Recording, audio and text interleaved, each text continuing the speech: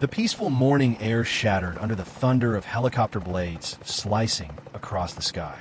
Our quiet suburban street, normally filled with sprinklers and songbirds, suddenly looked like a scene ripped straight out of an action movie. Neighbors spilled out onto their lawns, clutching coffee mugs, pajama pants flapping in the wind, phones raised to capture every second of the madness. Then came the scream. Karen, the self-appointed queen of our HOA, burst out her front door in a silk bathrobe, hair storm, eyes wide with panic. She shrieked as heavy chains locked around her precious Lexus, the SUV she treated like both a crown and a weapon. With a slow, almost regal lift, the tow chopper hoisted it into the air. Sunlight bounced off the windshield, blinding and brilliant, as the crowd gasped and cheered. My driveway was finally clear. Karen's reign? About to come crashing down in spectacular fashion. But before we get to that, drop in the comments. Where are you watching from, and what time is it right now? Because if you've ever wondered what it's like living under an HOA, imagine a circus, just without the clowns. Except here, the neighbors are the clowns. And leading this parade of chaos?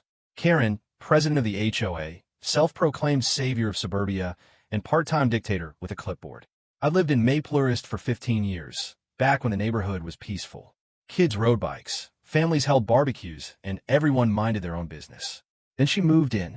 From the moment Karen arrived, it felt like the oxygen level dropped. She strutted around like she owned the asphalt, barking at kids for stepping on her grass, measuring hedges with a ruler, and writing violation notices like love letters to herself. We'd clashed before.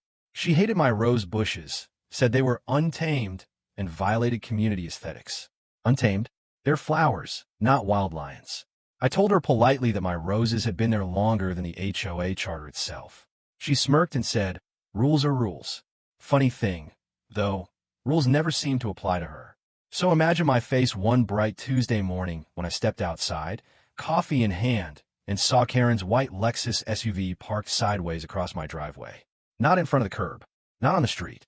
No, perfectly perpendicular, blocking both garage doors like it was some kind of barricade. At first, I thought it was an accident. Maybe she lost control. Then I saw the note under my windshield wiper. Perhaps this will remind you that no one is above HOA compliance. Trim the roses, or next time I'll have your car booted. HOA President, Karen. I nearly spit my coffee all over her hood.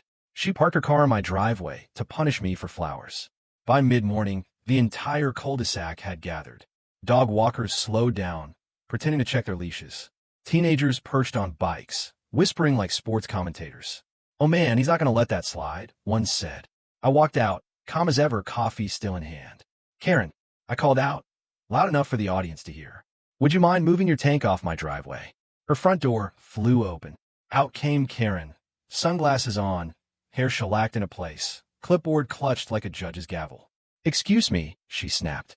"This is a lawful immobilization of property. You've refused to comply with HOA standards. Until you do, your access is revoked." Revoked? I blinked. "Karen, this is my driveway. My garage. My property." She smiled that villain smile. "You signed the covenant when you moved in. The HOA has the right to enforce compliance measures." The crowd murmured, half shocked, half amused. I set my coffee gently on the hood of her Lexus. Her gasp could have shattered glass. "Move it," I said, "or I'll have it towed." She chuckled. "Go ahead. The towing company's under our contract. They won't touch my car." Then she turned and strutted back inside, leaving her luxury SUV sprawled across my property like a throne in the middle of a battlefield. The neighbors whispered. "He's done for," one muttered. "She's gone too far this time," another said. Phones kept recording, because these days no one helps. They just watch. I stood there, staring at her Lexus gleaming in the sun, blocking my garage like a $70,000 monument to arrogance. And in that moment, something inside me shifted. This wasn't about roses anymore. This was about power. She wanted to humiliate me, to prove she ruled this street. But she just challenged the wrong man. Because when I break, I don't break quietly, I build. Plans, schemes, entire blueprints of poetic justice. And as the sun set on that second day, and her Lexus still sat smugly across my driveway, a single, brilliant idea sparked. An idea that would take this HOA feud to heights Karen could never have imagined. Literally. "Karen, these are roses, not toxic waste. Roses." I said it slow, watching her perform. She flipped down her sunglasses with theatrical flourish, eyes glittering with triumph. "Rules are rules," she declared. "Until you cut them to regulation height, you'll find your property access restricted." Phones lifted, lenses zoomed. It wasn't a disagreement anymore. It was a spectacle. I could practically hear the faint ping of a live stream starting up down the block. I laughed. Not a polite chuckle. A full, booming laugh that echoed through the cul-de-sac. "You're really proud of yourself?" I said. She sniffed. "Someone has to maintain standards around here. Otherwise, Maple Crest will look like." She waved at my lawn as if it were a crime scene. Gasps rippled through the crowd. My lawn was immaculate. This wasn't about grass. This was about Karen flexing her clipboard in front of an audience. That evening, she stroked her Lexus like a faithful guard dog and disappeared inside. I sipped bourbon on the porch and felt something click into place. She wasn't going to move that car. She wanted it there, a victory flag planted in the middle of my life. Fine, let her wave it. The higher she climbed, the harder she'd fall when I pulled the tower away. Next morning, I called the police, mostly for the comedy. "Sorry, sir. Sounds like a civil matter," the officer said with a sympathetic chuckle. "HOA code 4. Figure it out yourself." Then I called towing companies. Every one of them was on her list. Karen had arranged a community towing contract months earlier. They wouldn't touch her Lexus even if I offered double. That's when the idea stopped being an idea and started being a plan. Karen thought she was untouchable, fortress of contracts, allies on the board, a mayor who winked at her mischief. She hadn't counted on the stuff I'd built my life with: dirt, machines, and favors owed from hard work. I run a small contracting and logistics outfit, dump trucks, forklifts, cranes, and I know people who can move things other folks only dream about. Word around the block shifted. By day 5, the gossip was a fever. People who'd sworn they hated my roses started rooting for me because everyone loves a good takedown. Old Mr. Jenkins shuffled up while I was checking the mail. "Son," he said, leaning close, "I've lived here 30 years. Nobody stands up to that woman. But I got a feeling." He winked. "You might be the one." I had contacts Karen didn't. Friends in high places, or rather, friends who could fly high places. I let her limousine of arrogance sit like a monument while I mapped my counterstrike. Schemes, blueprints, legal cover. I sketched them all between sips of bourbon. I wasn't interested in petty vandalism. Slash tires? Too obvious. Towing from out of state? Risky. She'd probably paid off that angle too. No, I wanted something poetic and undeniable. Airborne justice. A visual so ridiculous the neighborhood would remember it forever. Enter Rodney Rotor Alvarez, an old buddy who now ran a heavy lift helicopter service out by the industrial yards. The kind of choppers that hoist shipping containers like they're Tupperware. I called him up. "Rotor," I said, testing the name like a chord. "You still fly the heavy stuff?" "You know it," he buzzed. "What's the job?" "A car," I said. Silence, then sudden laughter. "A car? Man, we lift steel beams, not Toyotas." "Not a Toyota," I replied. "A Lexus. Illegally parked across my garage. Got photos, witnesses, the whole thing. Think you can airlift it without scratching the paint." His grin came through the line like static. "Send me the address." We picked Saturday morning, early enough that slippers and robes would still be the neighborhood uniform, late enough for folks to be awake and nosy. I didn't advertise. I didn't need to. I dropped a few subtle hints to trusted neighbors. Jenkins, a couple of retirees, and a few teens who loved a viral moment. "Might want to have your phones ready Saturday," I told them. Jenkins's eyes lit up like a kid on Christmas. But I wasn't reckless. Karen loved lawsuits. She'd weaponize anything. So I did my homework. I combed through the HOA charter, municipal parking ordinances, nuisance statutes.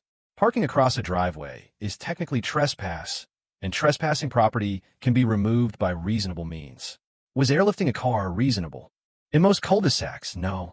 In Maple Crest, where Karen had turned virtue into performance, maybe. I ran the scenario by a lawyer friend over beers. "If it's blocking your garage and you've got evidence, technically it's trespass," he said with a smirk. "Just don't drop it on a freeway." Good enough. Permission on the destination property would be the other piece. That's where the mayor came in, Karen's golfing buddy and principal enabler.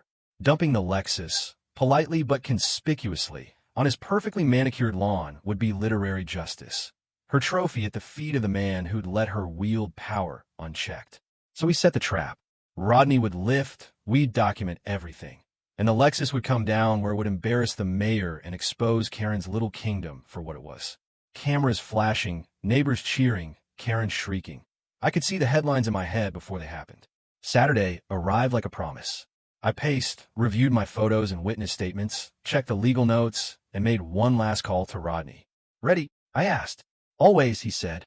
"Just don't sneeze when we lower it." We got a full load. I swallowed the bourbon, pocketed my phone, and headed outside. Neighbors were already clustered like an audience before premiere. Slippers, coffee cups, phones up, breath visible in the cool morning air. Someone had even brought folding chairs. As the first chopper traced the horizon, the whole block held its breath. I played the part of the defeated neighbor, like an actor waiting for his cue. Every time Karen saw me, I wore resignation like a sweater. Meek, beaten, harmless. She loved it. One afternoon, she caught me staring at her Lexus and preened. "You've got me beat," I said, because the performance needed fuel. She beamed, sipping her smugness like tea. Little did she know how close the curtain already was. The night before, I barely slept. Maps, photos, witness statements. They cover my kitchen table like a conspiracy board. Rodney had checked his crew. Everything short of magic was in place. We talked contingencies, kept things tight and legal, enough that no one could easily spin this back into my lap. By dawn, I was a live wire, jittery, focused, ready. Saturday morning unfolded like a bad habit turned spectacle. Neighbors gathered in their slippers, coffee cups became props, and phones rose like lighters at a concert. Karen held court as usual, clipboard, sermon, smug grin, mistaking our silence for submission. I kept my defeated act, watering roses I knew she'd never see as anything but evidence of disobedience. Then the sound hit, a distant thunderous beat that made birdsong stop. Heads turned. The neighborhood hushed. A heavy-lift helicopter broke the skyline, its presence impossible to ignore. For a moment, you could feel every jaw unclench across the cul-de-sac. Karen's confusion snapped into outrage. "What is this? Who allowed?" she screamed. The machine lowered, a giant shadow swallowing her manicured lawn. People gasped, phones zoomed in. And before she could register the pattern of what was happening, a team descended with the precision of professionals. In minutes, the Lexus, her blockade, her trophy, was secured and lifted off the pavement. The car rose like a weird suburban miracle. Sunlight skimmed its windshield as it dangled in the air. The crowd erupted. Laughter, cheers, whoops. It felt like we'd all been handed permission to exhale.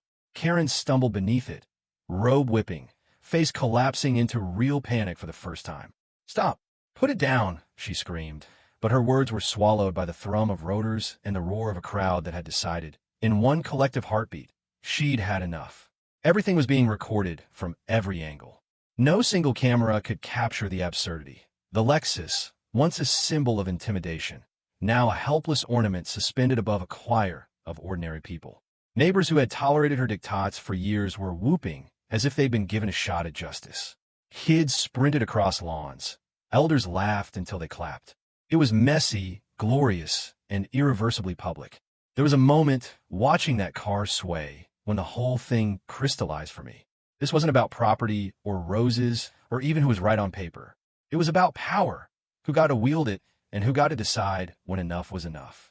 Karen had turned governance into theater. I'd simply stage a response with better timing. Where I placed the Lexus when it came down wasn't random. It was symbolic. The car didn't vanish into a backlit. It was set where it would sting the most, where those who enabled her could no longer pretend ignorance. The mayor's perfect lawn, the HOA meeting room, whatever location would make the spectacle land with consequence. That's where the story would continue. Karen's shrieks became the soundtrack of her undoing. The very neighbors she'd scolded for years were now the audience, watching her unravel. She begged, pleaded, threatened lawsuits, but every plea landed against the chorus of footage and witnesses that showed her behavior plainly. Intentional, performative, and, yes, trespassing. By the time the helicopter retreated, the mood had shifted. The cul-de-sac buzzed with a new energy, vindication, and a little giddy relief.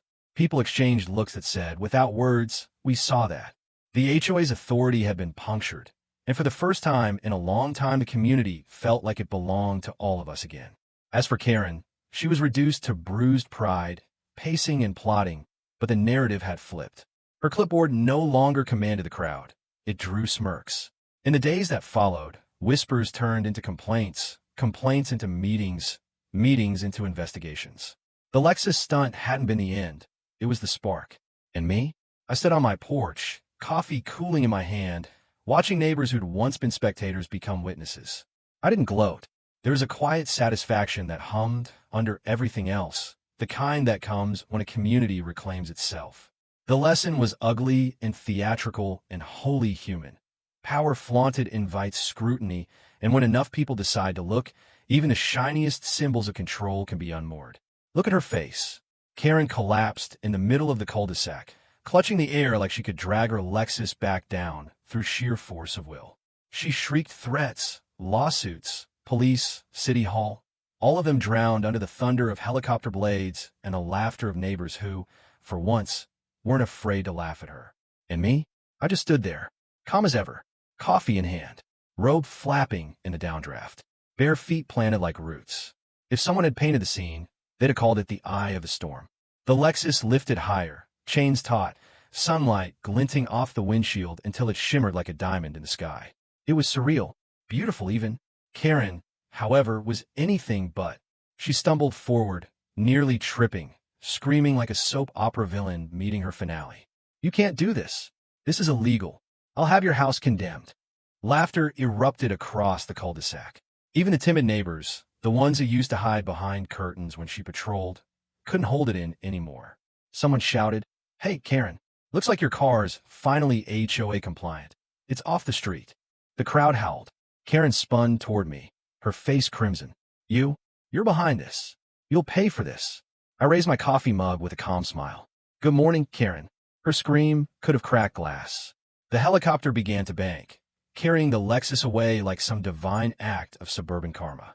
People ran after it, phones raised, shouting commentary like sports announcers. The car swung lightly, chrome flashing, every second pure cinematic gold. But unlike them, I wasn't surprised. They thought it was over, that the car was headed for a tow yard. They didn't know this was only Act 1.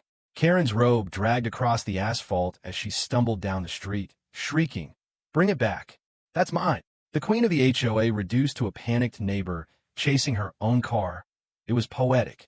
The chopper rose higher, the Lexus dangling above rooftops like a bizarre Christmas ornament. Even people from other blocks came out, pointing, laughing, filming. "What on earth is going on?" they asked. "It's Karen's car," someone yelled. That was all it took. The whole neighborhood joined in. Meanwhile, Rodney's voice crackled in my earpiece. "We're secure. Chains are tight. Heading to drop point." I smirked. "Copy that. Make it memorable." Karen stood in the street, fists raised the sky like a dictator watching her empire crumble. She screamed my name, swearing eternal vengeance, but the only thing that carried through the air was the sound of collective freedom. The chopper disappeared beyond the tree line, and the cul-de-sac erupted into applause. People patted me on the back, whispering, "Legendary, you actually did it. She'll never recover from this." Jenkins leaned over, grinning ear to ear. "Son, you've done it." I chuckled. "Oh, Jenkins, you haven't seen anything yet." Because that Lexus wasn't headed to an impound lot. It wasn't going back to Karen's driveway. It was going somewhere far more poetic, the mayor's front lawn. The same mayor who let Karen turn Maple Crest into her own dictatorship. The man who backed her every fine, every petty rule, every power trip. And now, her shining symbol of authority was about to land on his manicured grass, right in front of his friends, donors, and the city's upper crust. Rodney's helicopter thundered over the city, the Lexus swinging beneath like a chandelier of poetic justice. Cars pulled over. Pedestrians pointed. Phones recorded from office windows. Social media lit up like wildfire. A helicopter's carrying a car over Maple Crest. What the heck is going on? Dude, it's the HOA lady's Lexus. By the time the chopper reached the mayor's gated estate, half the town was watching the live streams. Mayor Douglas Whitfield, smug, silver-haired, always wearing golf shirts like a uniform, was mid-brunch on his perfect lawn. Champagne, pastries, a string quartet, playing something expensive-sounding. Maple Crest's finest were there, clinking glasses, toasting themselves. And then the shadow fell. The music stuttered to silence. Heads tilted skyward. The chopper descended, wind whipping tablecloths and napkins into chaos. Guests screamed. The quartet scattered. Glasses toppled. And there it was, Karen's Lexus, gleaming white, hanging above the mayor's head like Judgment Day. Gasps, shrieks, and disbelief rippled through the elite crowd. Phones came out instantly. The mayor's wife dropped her mimosa. A city councilman dove behind a hedge. And me? I sat back on my porch, coffee in hand, watching the live stream with a grin. Karen had tried to make me the laughingstock of Maple Crest. But in the end, she gave me the perfect stage to make her the legend of her own downfall. And this was just the opening act of her public unraveling. One guy dropped an entire bottle of Dom Perignon on the grass. The mayor himself stumbled forward, his face pale as milk. What is this?" he bellowed, his comb overflapping like a frightened bird in the rotor wash. Rodney maneuvered with surgical precision, lowering the car, Karen's beloved Lexus, onto the mayor's flawless emerald green lawn. The chains rattled, a metallic drumroll of justice, before unclamping with a hiss. Thud! The Lexus landed like a gavel, striking the end of a rein, crushing a patch of grass worth more per square foot than some houses in town. The helicopter peeled away, rising back into the sky with mechanical grace. And just like that, it was done. The brunch guests froze in disbelief. Their champagne glasses trembled. The mayor's lawn was now home to a chrome monument of poetic justice. Absurd, regal, and utterly final. Phones came out instantly. Every angle of the mayor's horrified face was captured, uploaded, and meme-ified within minutes. Mayor's lawn Lexus. That phrase burned across social media like wildfire. Twitter, TikTok, Reddit, even the evening news. Back in Maple Crest, neighbors huddled around their screens, jaws slack, as they realized where Karen's car had gone. Even Jenkins nearly choked on his dentures. "Boy," he wheezed between fits of laughter, "you've outdone yourself." But one person wasn't laughing. Karen. She burst into her house, then re-emerged moments later, wild-eyed, phone glued to her ear. "Mayor Whitfield," she shrieked, her voice cracking. "They stole my car. They put it on your—" She couldn't finish. She choked on her own disbelief. Later, I'd hear from Jenkins what happened next. The mayor tore into her like a storm, accused her of humiliating him in front of his donors, accused her of bringing scandal to his doorstep. For once, Karen was on the receiving end of the fury she used to dish out. By evening, news vans lined the mayor's estate. Cameras rolled. Anchors spoke in hushed tones as the helicopter footage replayed on loop. In an unprecedented act of suburban warfare, one reporter intoned, a resident's vehicle was airlifted from a neighborhood driveway and deposited on the mayor's front lawn during a private brunch. The camera cut to Karen, red-faced, sweaty, hysterical. "This was domestic terrorism," she screeched. "A personal attack on my leadership." The public didn't buy it. Comment sections exploded. HOA, Karen finally got what she deserved. Mayor's lawn Lexus is the greatest story of 2025. Whoever planned this deserves a medal. By nightfall, the mayor issued a statement condemning Karen's reckless conduct. He fined her personally for the damage to his lawn, hinted at legal action, and publicly distanced himself from her HOA empire. In a single day, Karen went from queen bee to national laughingstock. Her power base crumbled overnight. Neighbors who once trembled under her clipboard now mocked her openly. Kids rode their bikes past her house, chanting Mayor's Lawn Lexus like it was a summer anthem. And me? I sat on my porch, bourbon in hand, watching the downfall unfold with the calm satisfaction of a man who played the long game and won. But the real victory wasn't the car, the memes, or even the humiliation. It was the truth. The neighborhood finally saw Karen for what she really was. Not a leader, not a protector, just a bully in a bathrobe, undone by her own arrogance. The helicopter hadn't just lifted her Lexus. It had lifted the weight of her tyranny right off Maple Crest.